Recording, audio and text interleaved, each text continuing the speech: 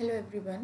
बहुत दिनों बाद मैं वीडियो अपलोड कर रही हूँ। Actually I was out of station, तो मुझे टाइम नहीं मिला वीडियोस बनाने का। बट अब मैं डालती रहूँगी। और मैंने एक नया सब्जेक्ट आज से शुरू कर रही हूँ मैं, अप्लाइड एथिक्स। तो आज जो वीडियो है वो basically introduction of applied ethics, और we can say the basic relationship between ethics and applied ethics. तो हम शुरू करते हैं। Because applied ethics is a branch of or is a part of ethics. So first of all, it is necessary to know about something ethics. So ethics is a branch of philosophy under which those general principles have been discussed, on the basis of which human action and motives can be classified as right or wrong, fair, unfair, justice, injustice, good and bad. तो हालांकि ethics में subject पहले भी डाल चुकी हूँ videos में, तो उसमें भी इंट्रोडक्शन आप एथिक्स का डिटेल में देख सकते हैं। शॉर्ट में हम यही कह सकते हैं, जो एथिक्स है, जो नीति शास्त्र है, उसके अंदर हम मानव आचरण, ह्यूमन बिहेवियर और ह्यूमन कंडक्ट को एनालाइज करते हैं। हम एथिकल प्रिंसिपल के बेस पे ये जस्टिफाई करते हैं कि जो ह्यूमन कंडक्ट है वो सही है या गलत है। So in short, ethics is a discipline that has the ability to evaluate human behavior. There are three main areas in study of ethics: normative ethics, meta ethics and applied ethics. कहीं कहीं आपको हो सकता है कुछ area और भी मिल जाएं, ठीक है, लेकिन ये जो तीन एरियाज हैं ये मेन एरिया हैं। आपको जब भी एथिक्स का इंट्रोडक्शन करना है, या नॉर्मेटिव एथिक्स या मेटा एथिक्स या अप्लाइड एथिक्स, तो ये तीनों आपस में रिलेट करते हैं और इन तीनों के बारे में जानना ज़रूरी है। सबसे पहले नॉर्मेटिव एथिक्स, जिसको मानक नीति शास्त्र भी कहा जाता है। It is the study of ethical action or behavior. It addresses such question as what should I do. तो मानक नीति शास्त्र, नॉर्मेटिव एथिक्स के अंदर हम इस चीज़ का पता करते हैं कि एक पर्सन को क्या करना चाहिए और क्या नहीं करना चाहिए, किस सिचुएशन में उसे कैसा बिहेवियर करना है, लोगों के साथ कैसे ट्रीट करना है, लोगों को उनके साथ आपका जो रिलेशनशिप है वो कैसा होना चाहिए। तो ये सब हम नॉर्मेटिव एथिक्स में पढ़ते हैं। The subject matter of normative ethics is human conduct. Inanimate objects, animal or unusual being do not fall within the limits of ethics. तो देखिए, जैसे एक एग्जाम्पल मैं आपको दूं कि हम हमेशा कहते हैं कि जो नीति शास्त्र है वो कहीं ना कहीं मानव से बहुत गहरे संबंध से जुड़ा हुआ है, क्योंकि humans are intelligent person, or we can say the human being with reason, ठीक है, विजडम, विवेक है उनके अंदर, और यही एक फैक्टर उन्हें सारी चीज़ों से डिफ्रेंशिएट करता है, उन्हें जानवरों से अलग करता है, उन्हें निर्जीव चीज़ों से अलग करता है, क्योंकि सिर्फ इंसान में ही सोचने समझने की शक्ति है। और जब सोचने समझने की शक्ति है तो कहीं ना कहीं कि दूसरों के साथ कैसा बिहेव करना है, हमें कैसे समझदारी से काम करना है, लोगों के बीच सामंजस्य कैसे बना रहे, ये सब मानव की जिम्मेदारी है। इसलिए ऐसा कहा गया है कि नीति शास्त्र का जो संबंध है, गहरा संबंध है, वो मानव से है। फॉर एग्जाम्पल, अगर कोई एक डॉग एक पर्सन को काट लेता है, कुत्ता किसी इंसान को काट लेता है, तो हम कुत्ते से नहीं कहेंगे कि तुम्हें ऐसा नहीं करना चाहिए था, ठीक है, क्योंकि ये जो एथिक्स है ये उस पर नहीं अप्लाई हो रही है, ठीक है। बट अगर कोई पर्सन किसी कुत्ते को बेरहमी से मार डालता है या फिर किसी को कोई हार्म पहुंचाता है, तो हम उस पर्सन से ज़रूर ये उम्मीद करेंगे कि नहीं, आपको ऐसा नहीं करना चाहिए था, क्योंकि हम रीजनेबल पर्सन हैं। That's why other being other being like animal, plant, anything else differentiated by other things।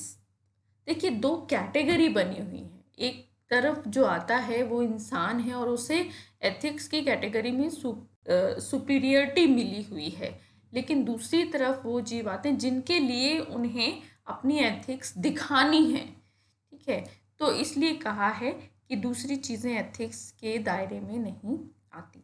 Ethics evaluate human behavior on the basis of the statement that what should be human behavior, or when human behavior is right and wrong, as I said before.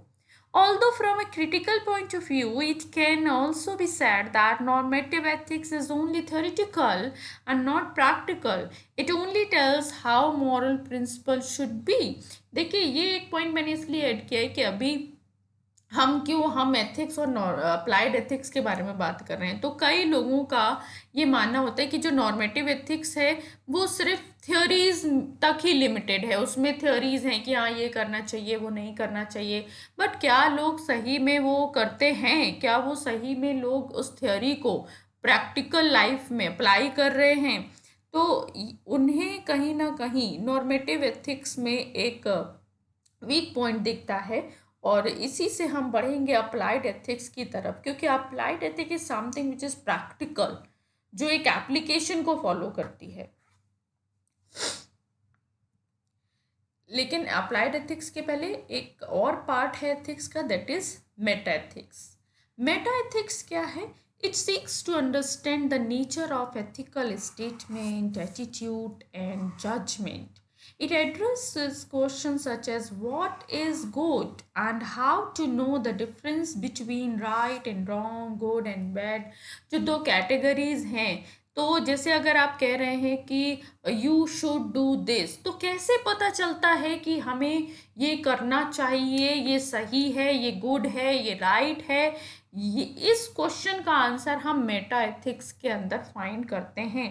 तो meta ethics is critical and analytical study of ethical terms and judgement used in normative ethics. तो आप देख पा रहे होंगे कि ये दोनों चीज़ें रिलेटेड है। नॉर्मेटिव एथिक्स में हम जिस थ्योरी को पढ़ते हैं, मेटा एथिक्स में हम उस थ्योरी को एनालाइज करते हैं। Meta ethics does not deal with the ethical theories, but it deals with the question about the nature of these theories। तो मेटा एथिक्स कोई थ्योरी बिल्ड नहीं करती, जो थ्योरीज बनी हुई है वो उनको जस्टिफाई करती है। So as a result, meta ethics is also called analytical ethics और क्रिटिकल एथिक्स। अब देखिए, जैसा कि मैंने कहा था नॉर्मेटिव एथिक्स, आप देखो एक सीरीज बनी हुई है। नॉर्मेटिव एथिक्स में हम थ्योरीज पढ़ रहे हैं, फिर मेटा एथिक्स में हम उस थ्योरीज को जस्टिफाई कर रहे हैं, एनालाइज कर रहे हैं, एंड इसके बाद आता है आपका अप्लाइड एथिक्स आएगा।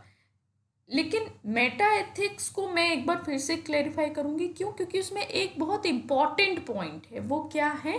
The purpose of meta ethics is not to establish moral principle, but to analyse the nature and meaning of moral judgement and to analyse those meaning or principle. One thing is very very important: to make an analytical study of an argument or decision, neutrality is essential part।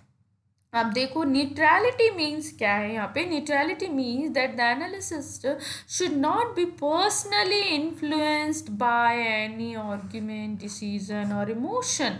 कि जब आप किसी theory को analyse कर रहे हैं तो आपका उसमें कोई पर्सनल एस्पेक्ट, पर्सनल इन्फ्लुएंस ना हो।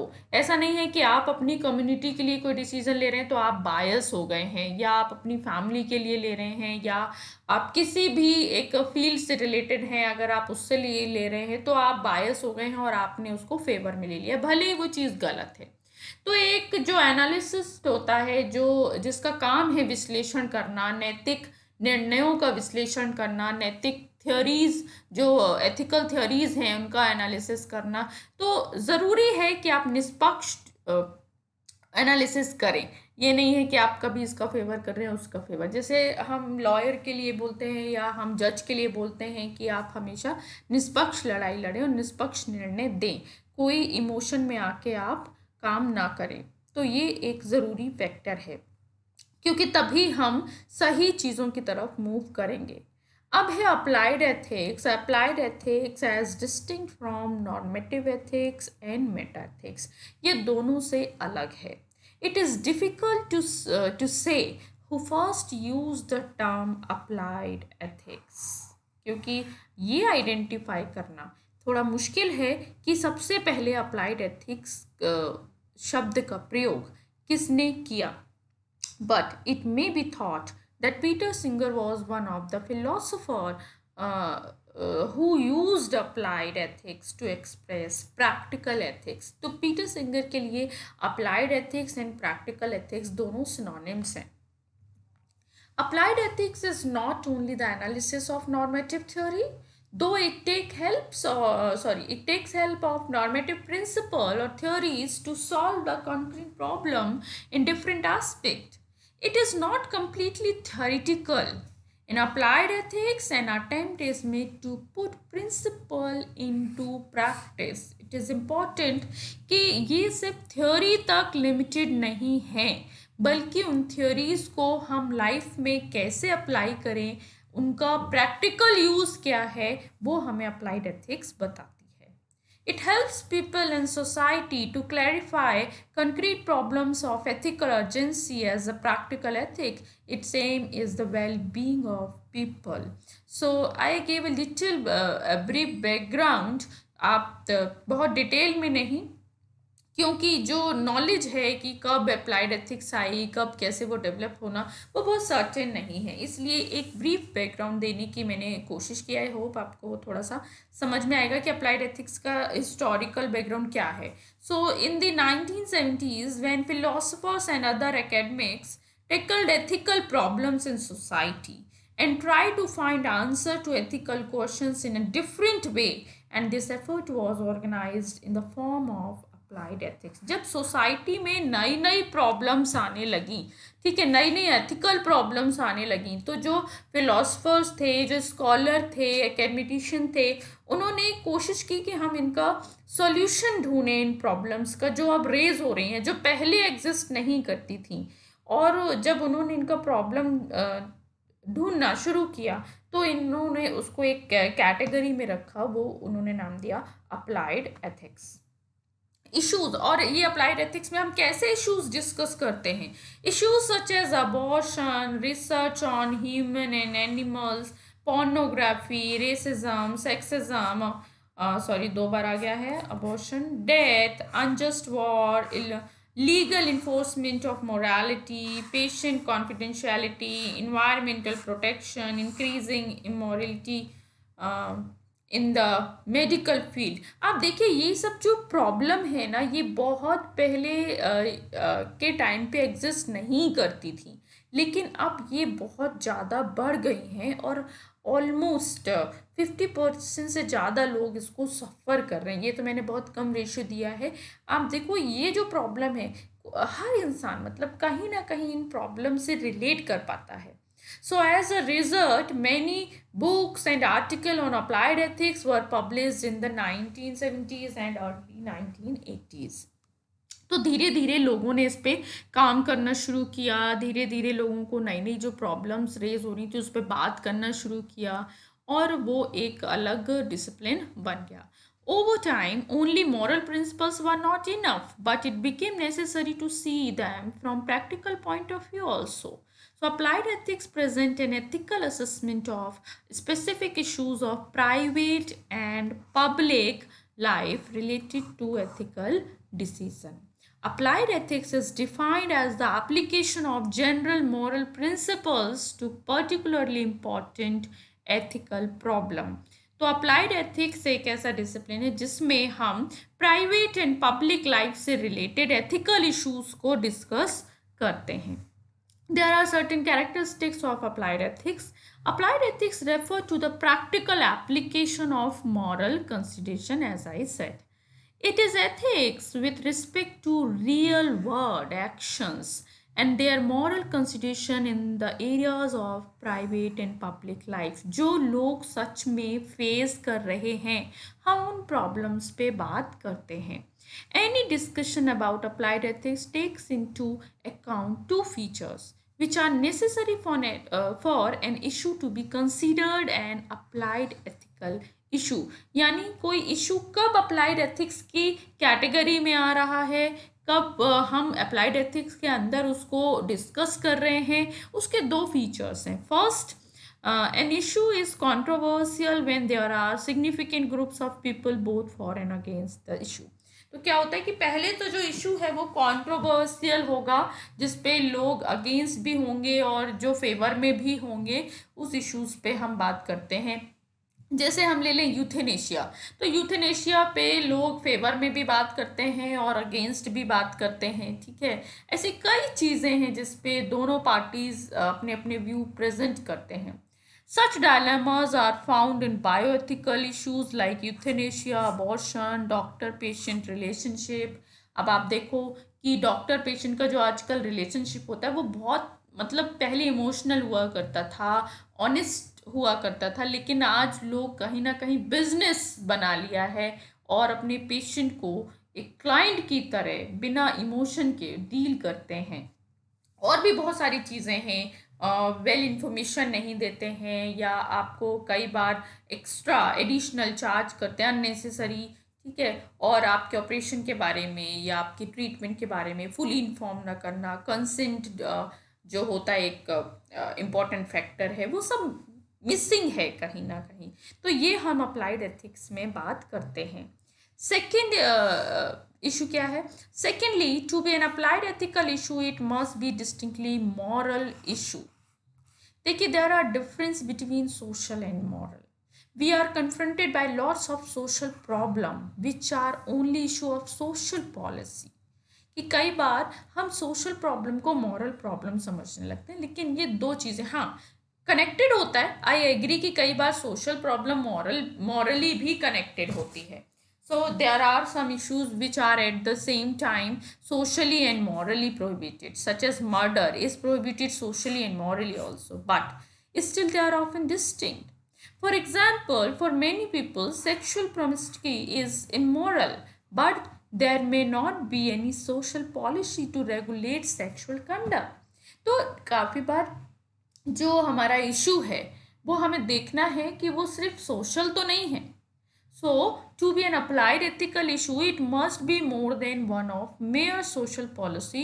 It must be morally relevant as well. उसे क्योंकि हम applied ethics की बात कर रहे हैं, तो हमारा ethical part होना ज़रूरी है. अब आज की वीडियो में हम इतना ही कर रहे हैं. हम नेक्स्ट वीडियो में पढ़ेंगे कि जो अप्लाइड एथिक्स है उसके भी मेन एरिया है, like business ethics, bio ethics, environmental ethics. तो वो भी पार्ट्स हैं, तो उन्हें हम नेक्स्ट वीडियो में करेंगे. Thank you so much.